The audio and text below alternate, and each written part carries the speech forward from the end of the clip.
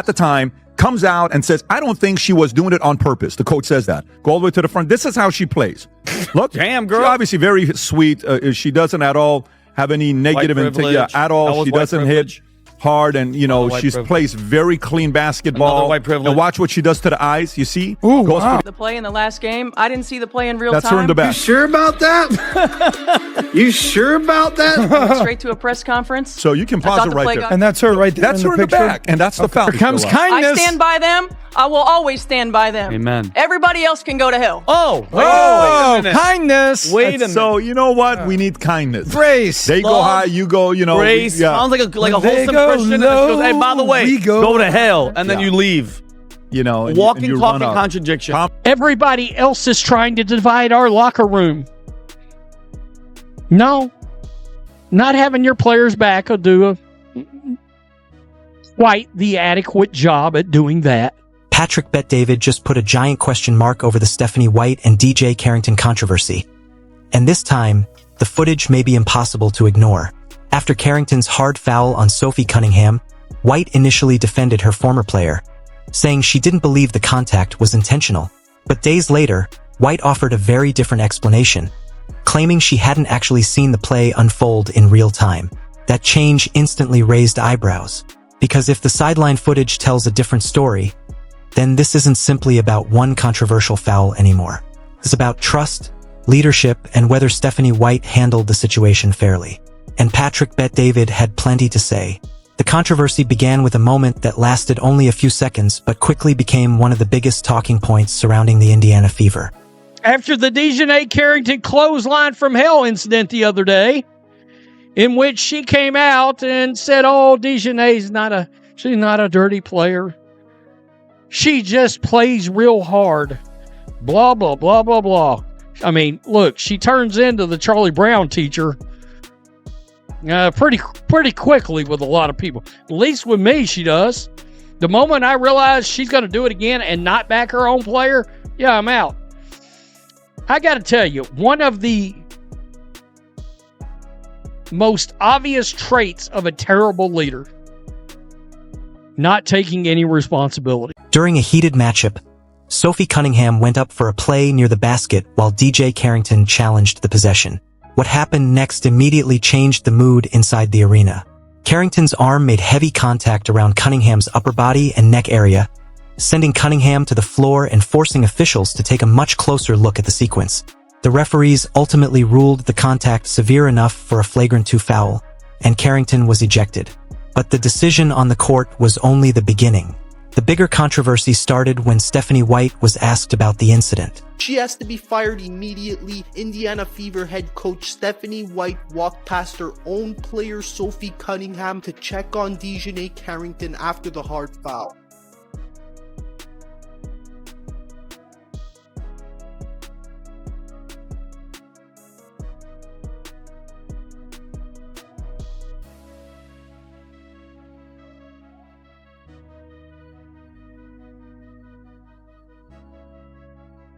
Instead of completely condemning Carrington, White emphasized the guard's aggressive style. She described Carrington as someone who competes extremely hard and refuses to let opponents simply walk into the paint for easy opportunities. White also said she did not believe Carrington intentionally targeted Cunningham's neck. That distinction became crucial. Nobody was seriously arguing that every hard foul automatically proves malicious intent. Basketball is physical, defenders reach, bodies collide, and mistakes happen. The real question was whether White's public response properly addressed what had happened to one of her own players. Yeah, I mean, look, it was a hard foul. I don't think that Djonai intentionally came out to get her across the neck like she did, but it did happen, and I thought it was the right call. But, you know, one of the things about Nay is that she's going to play her butt off, man. She's going to compete. Nobody's going to go walking in for a layup. And so I don't oppose the hard foul, but I also don't think that she intentionally went for the neck. And that is where Patrick Bet-David's criticism became much more interesting. Patrick focused on leadership rather than simply arguing about whether the foul was intentional. His argument was essentially this: I couldn't see it. Say about the play in the last game, I didn't see the play in real time. That's her in the back. You sure about that? You sure about that? Went straight to a press conference. So you can pause it right there. And that's her right there. That's her in the back, and that's the foul. What do you mean you can't see the foul? Unbelievable. And she says she got a better view than some of the referees got. And then this is how she comes and cries on TV about the criticism she got. How dare people on social media call her out? Go for it. A head coach has to be willing to acknowledge when something goes wrong, especially when one of her own players is the person who absorbed the contact. The controversy became even more complicated because White already had a relationship with Carrington. Before Carrington was playing against the Fever, White had coached her in Connecticut. That history does not automatically mean White was biased, but it naturally became part of the public conversation. Fans began asking a simple question. I can't believe that Stephanie White kind of stood up for Carrington. You would never see Shell Reeve, Becky Hammond doing this. You may think something, but you sit in a press conference and say that in front of your team? You don't do that. That's how you lose the team. The team will go against you. What? I'm blown away by that. You can think, oh, I used to coach her, talk to her on the side, whatever, but you don't go on national news and basically put down your own team. If Carrington had been coached by White before, did that relationship influence the way White described the incident? That question became much louder because Cunningham wasn't some distant player from another organization. She was wearing the same Indiana Fever uniform. She was part of White's current roster. So when White emphasized Carrington's competitive personality and questioned whether the contact was intentional, critics felt the response sounded more sympathetic toward the player who committed the foul than toward the player who had just taken the hit. But then another layer entered the story. White later addressed the controversy again, and this time she explained that she had not actually seen the play clearly in real time. According to her later account, she went directly into her post-game responsibilities and only understood the full severity of the incident after watching the replay. That statement changed the entire debate, because now viewers weren't only discussing the foul. They were comparing two different versions of what White experienced. Her earlier comments sounded confident. She spoke about Carrington's intentions, her playing style, and the competitive nature that supposedly led to the contact. Her later explanation suggested that she hadn't properly seen the sequence when it happened. And that created the question that Patrick Bet-David seized on. How can someone confidently explain a player's intentions immediately after an incident if they supposedly didn't see the incident clearly in the first place? That doesn't automatically prove dishonesty. A coach can misunderstand a play, remember an event differently, or form an opinion based on information received immediately afterward. But once video footage entered the discussion, people started looking at White's position on the sideline much more carefully. The camera appeared to show White facing toward the court during the sequence. That visual became the centerpiece of the argument. Critics began freezing the footage, zooming in, and comparing White's position with her later explanation. Their point wasn't necessarily that the camera could prove exactly what White saw through her own eyes. Instead, they argued that the footage made her later explanation difficult for them to accept. And that distinction matters, because this controversy isn't simply about whether a foul was dirty. It's about credibility. It's about whether a coach's first reaction was consistent with what she later said. And it's about whether protecting a former player can ever create the appearance of being unfair to a current one. Patrick Bet-David's criticism pushed that issue even further. He argued that strong leadership requires accountability, not just loyalty. In his view, constantly defending people regardless of circumstances can eventually create the opposite of what a coach wants: distrust inside the team. That's why this story became much bigger than Djonai Carrington and Sophie Cunningham. It became a debate over what a coach is supposed to do when loyalty and accountability collide. And the most damaging question was still waiting. If Stephanie White truly didn't see the play clearly when it happened, why did her first comments sound so certain? That question would become the fuel for everything that followed. Once the original comments were circulating, the controversy took a completely different direction. The discussion was no longer limited to whether Djonai Carrington's foul on Sophie Cunningham was intentional. Now people were examining Stephanie White's timeline, her later explanation, and the footage that appeared to show where she was standing when the contact happened. That is where Patrick Bet-David's argument became especially sharp. The key issue was simple. What did Stephanie White actually see? After the game, White had spoken about Carrington's mentality with confidence. She described her as an extremely competitive player who plays hard and doesn't allow opponents easy opportunities. She also explained why she didn't believe Carrington intentionally went after Cunningham's neck. Then, several days later, White clarified her position. She said she hadn't seen the play develop in real time. That statement immediately created confusion because viewers went back to the original broadcast and looked at the sideline angle for themselves. White appeared to be positioned behind the action with her attention directed toward the court. That led critics to argue that the later explanation didn't match what the footage seemed to show. But here's where the story needs some nuance. A camera angle can show where someone's head is pointed. It cannot perfectly prove what that person actually saw, how clearly they saw it, or what details they registered in the split second of a fast basketball play. That's important, because the controversy became strongest when people treated the footage as absolute proof of what White saw rather than evidence that raised legitimate questions. And Patrick Bet-David wasn't interested in giving White that much benefit of the doubt. His criticism centered on leadership. From his perspective, a coach doesn't have to publicly attack one of her players, but she does have to be consistent. If the foul was serious enough for an immediate flagrant 2 and ejection, then the coach should be able to acknowledge the seriousness of the contact without turning the conversation into an argument over whether Carrington is generally a hard worker. That distinction matters. A player can be competitive. A player can play physical defense. A player can have no intention of hurting someone. And a foul can still be unacceptable. Those ideas can exist at the same time. But the public reaction made it seem as though the discussion had become unnecessarily complicated. Then came another important voice. Sophie Cunningham herself. Cunningham's perspective carried particular weight because she was the player who actually absorbed the contact. Her comments were more direct than White's. She believed the incident was intentional. That created an uncomfortable contrast. On one side was the coach emphasizing Carrington's competitive style and lack of apparent intent. On the other was the player who experienced the contact describing it very differently. That disagreement helped turn a basketball incident into a leadership debate. And then another argument entered the conversation. Carrington's previous history of controversial contact. Additional clips began circulating online showing other moments where Carrington made contact with opponents around the face or upper body. Now, it's important not to treat every clip as proof of the same intent. Basketball is fast. Defenders reach. Offensive players move unexpectedly. Contact can happen without malicious intent. But repeated incidents naturally make fans ask whether there is a larger pattern. That question became particularly relevant because White's defense of Carrington was based heavily on the idea that she simply plays extremely hard. If the discussion is only about one play, that explanation might be enough for some viewers. But when several controversial moments are placed side by side, people begin asking whether aggressive defense is crossing a line. That is the point where Patrick Bet-David's leadership criticism becomes more significant.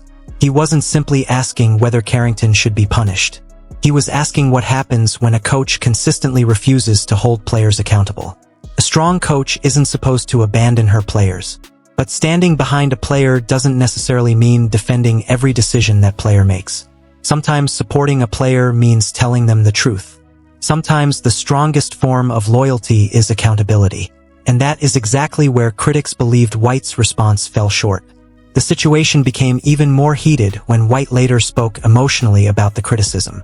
She emphasized that she always stands behind her players, and that outside negativity shouldn't divide the team. Her message was about unity, grace, humility, and refusing to allow outside voices to damage the locker room. On its own, that message was difficult to argue with. Every coach wants a united locker room. Every player wants to know that their coach believes in them. And every successful team needs trust. But critics weren't asking whether White should support her players. They were asking whether she had supported all of them equally in this particular situation. That distinction became the heart of the controversy. Cunningham was the player who went down. Carrington was the player who committed the foul. White was the coach responsible for both. And suddenly, every sentence White said was being examined through that lens. Then Caitlin Clark's reaction complicated things even further.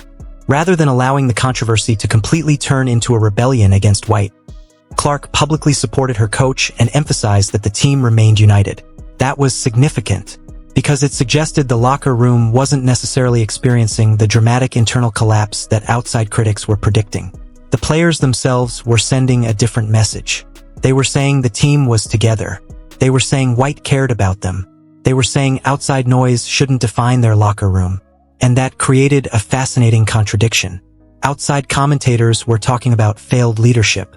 Inside the Fever, players were publicly insisting that their relationship with White remained strong.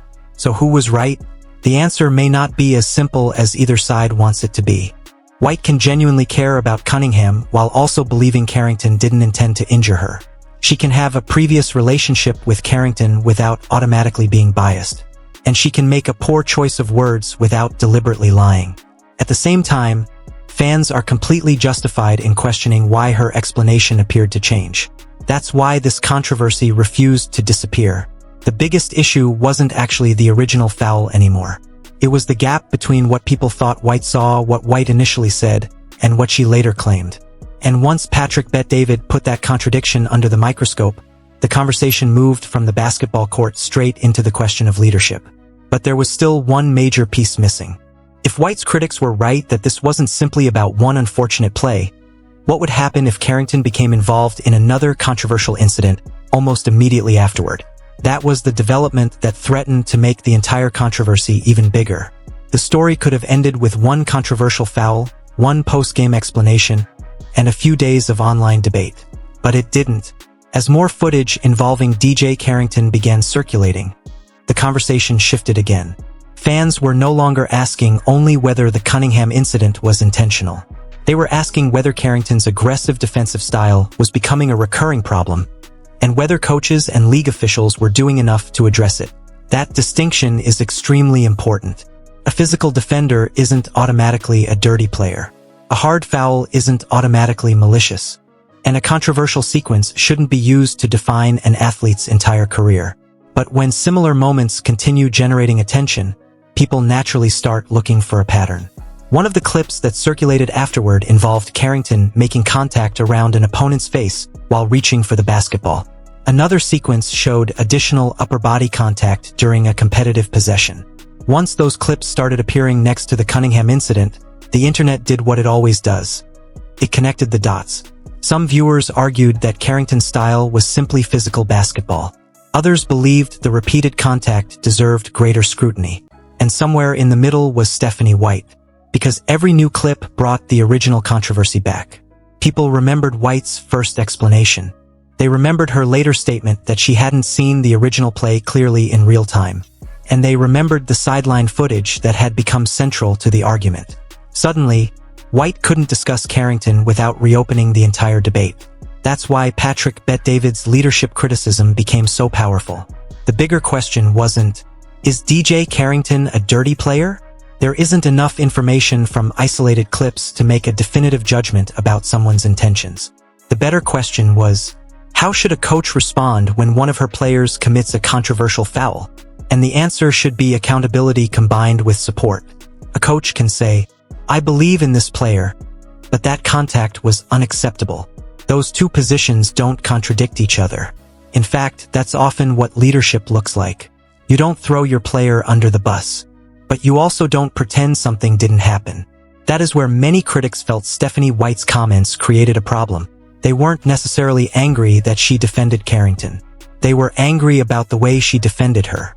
Because emphasizing how hard Carrington plays can sound like an explanation for the contact rather than an acknowledgement of its consequences.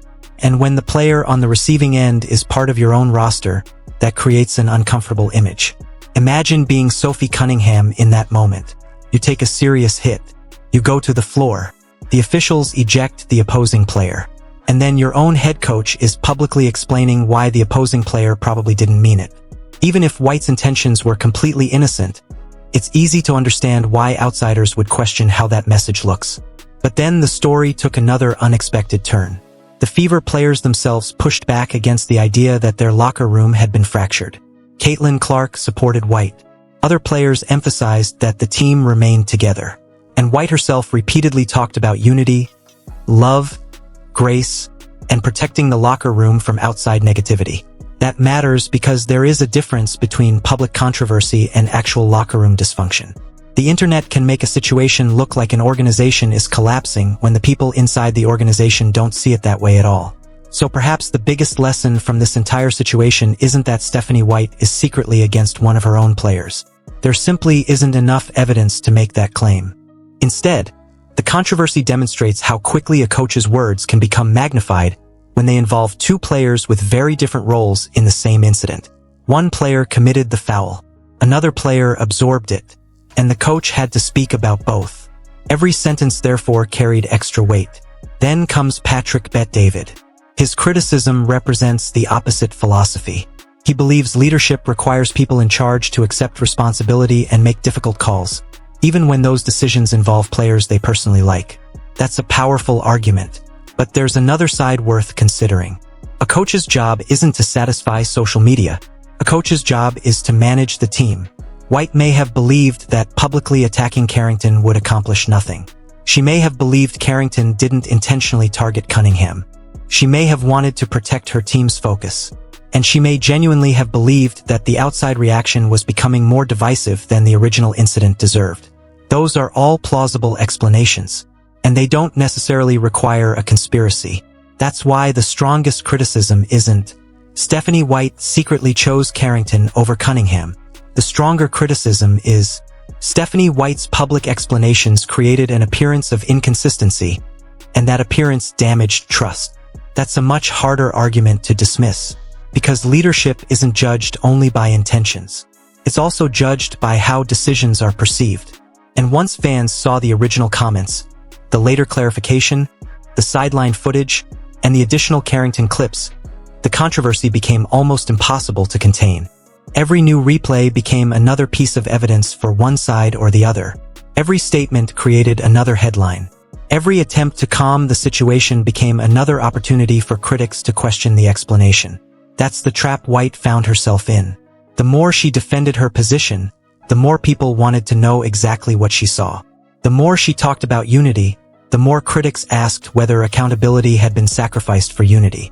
And the more she defended her players collectively, the more people returned to the original question.